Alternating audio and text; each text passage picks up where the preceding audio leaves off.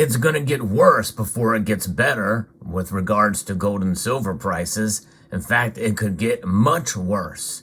I'll explain how and why as we explore.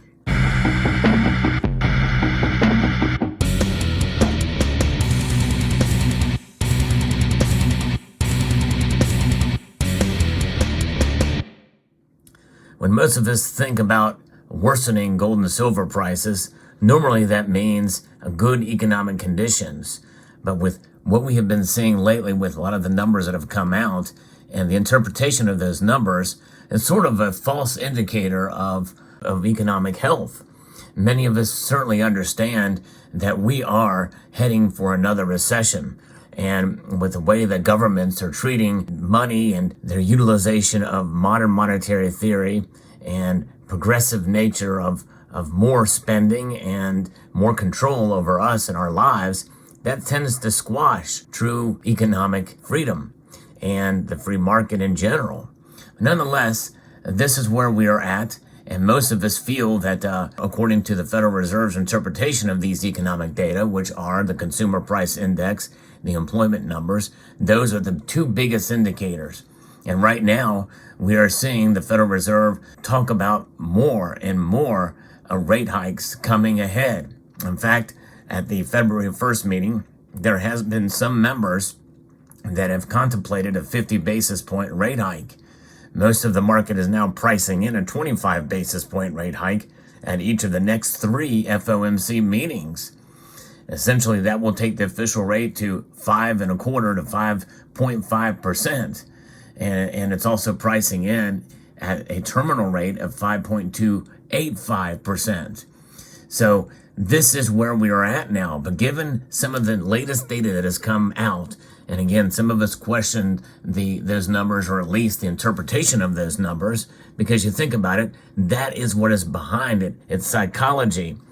It's the psychology of the markets, and that's what drives a lot of the movement, a lot of the Fed's actions, and based off of the data they have, and they interpret that data. And so I believe that we could possibly see a 25 basis point rate hike at the March meeting. But at the meeting after that, the next meeting, I think they may be more hawkish and may raise rates 50 basis points again. And folks, if they do that, I believe that could send gold and silver prices plunging. Now remember, there's a lot of indicators out there, really they've been transparent about it, that the Federal Reserve has. Many of us thought that maybe they would pause or maybe even pivot by the end of the year. I'm not so sure nowadays, unless there's some sort of crash with the stock market. But think about the stock market. It is essentially propped up by quantitative easings 1 through 3 and even 4. And a lot of that money is still flowing in there. And it is to everyone's best interest that they keep that going. And so I think that will probably continue to be the case, and then we'll continue to ramp that up. Silver especially has suffered through this. And especially when we take a look at what's going on in China, which is going to take quite a while to ramp up and to reconnect with the economy and get their supply chains working again. So it may take a little bit for silver to rebound with a demand from the green energy sector and government initiatives for green energy. So there's going to be a lot of investment there, which is going to require a lot of silver, but we have a little ways to go before that happens. Right now, the gold to silver ratio is well above 80-1 as I record this video. And I think we're going to continue to see a big move into lower numbers for gold and silver's prices. And especially if we see that 50 basis point hike. And again, I predict that will be not at this meeting, but the meeting after.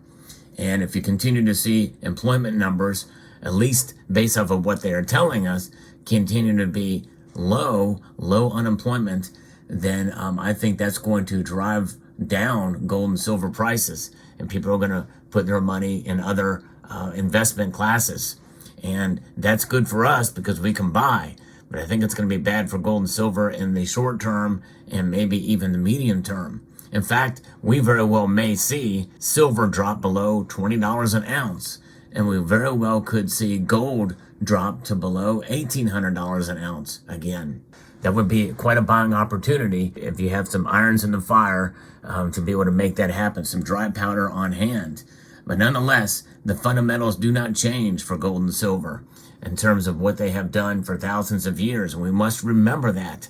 Gold and silver being undervalued, especially silver being undervalued, I believe, provides an opportunity. But we must hold fast and hang on to the idea, the notion that there's a lot of market conditions that are very different now than they were 10 years ago and 20 years ago and even before. But there was a great period of time when silver was very stagnant in its price movement, and gold as well. But gold has really popped out. Most of us feel that gold is probably going to be trading in the range between $1,750 an ounce up to $2,000 an ounce this year. And that seems like a pretty big range. Silver has been fairly depressed as of late, and there's a lot of different reasons why, most of it having to do with the duality nature of the metal. So that is where it is. Speaking of low prices, I'm going to be talking about, in this sponsor portion of the video, another company that has lower prices for their stock right now, and that is Uranium Royalty Corporation. We have seen energy prices go up and down. Gas prices are starting to go back up again a little bit, but they're essentially heating oil and natural gas and all of those things that are needed to heat our homes here in the United States and Western Europe. There's not as much demand as we had feared before. Why? Because we've had a mild winter, a sort of a reprieve now, and it's very fragile. We have seen energy prices skyrocket over the last couple of years. And we can't abandon oil and gas anytime soon, in spite of there's a lot of the political pressure that may come from ESG initiatives in the corporate and political world. But what we are seeing now is a dramatic comeback in nuclear energy solutions. And all of them are centered around the uranium industry. There's a massive amount of demand for nuclear fuel now. In the U.S., the 20% of those who get their electricity from nuclear energy are getting almost all of it from Kazakhstan and Russia. The industry saw a massive underinvestment as new reactors and in new mines, and with the Eurozone and the U.S. both waking up at the same time to learn that China and Russia have essentially cornered the market and the knowledge and technology of how to mine, extract, treat, and store the metal. And with its price already more than doubling from its unsustainable bottom, we now find ourselves in a situation where there's a clear runway of at least a full decade where deficits will be huge, and North America is in a literal nuclear race to bring production to the U.S., where current production is virtually non-existent. And best of all, it is a bipartisan agreement now in government that this is a national priority.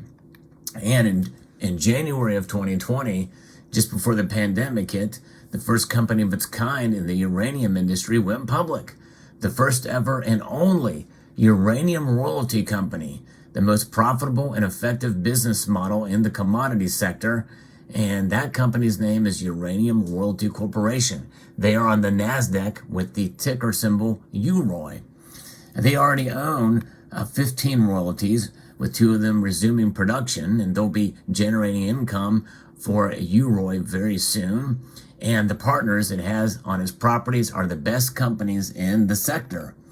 UROY is now at the front row and the driver's seat to the go-to funding partner for new mines and new royalties. Cameco has disclosed that McArthur River is the world's largest high-grade uranium mine, with ore grades that are 100 times the global average, which means it's capable of producing 18 million pounds per year. By mining only 200 to 400 tons of ore per day, Cameco has disclosed that McArthur River has a licensed capacity of 25 million pounds per year. And that news was released late last year, and that news is now digesting in. But nonetheless, like many of us in precious metals, they have bought the dips. And in fact, with their latest news release, they have now increased their balance sheet from 1.5 million pounds to 1.7 million pounds of U3O8 uranium. And they'll keep buying more, taking supply off the market. And there are more groups doing the same thing. This is a bet, and a very calculated one, that we either have more uranium production or the lights go out. So essentially what you've got here is the first ever boutique funding vehicle for new mines and for buying physical supply, like a physically backed ETF, and the managerial expertise in the uranium industry, which will make them a far superior funding partner than a traditional bank loan or an unnecessary share dilution to raise the capital. Creating royalty streams is the most scalable business model, and it is recession-proof, where the income is fixed per contract and growing with each one, while doing so with very little to increase overhead. Speaking overhead, essentially it's non-existent with regards to drilling, developing, mining, extracting, refining, hauling, which, by the way, because it's a royalty company, they don't need to own any equipment at all, or dirt. Uranium Royalty Corporation also announced that its wholly owned subsidiary has entered into an agreement with Anfield Energy to acquire a portfolio of royalties on U.S. projects comprised of a number of promising royalties, and this is yet another indication. Management is executing on its mission to lead the uranium royalty industry and to dominate it. And it's fascinating to see that the price targets from an American and a Canadian institution, H.C. Wainwright being one of them, and we also have Canaccord Genuity, have a price target is around $5.75 or thereabouts, and essentially the price just over half of that.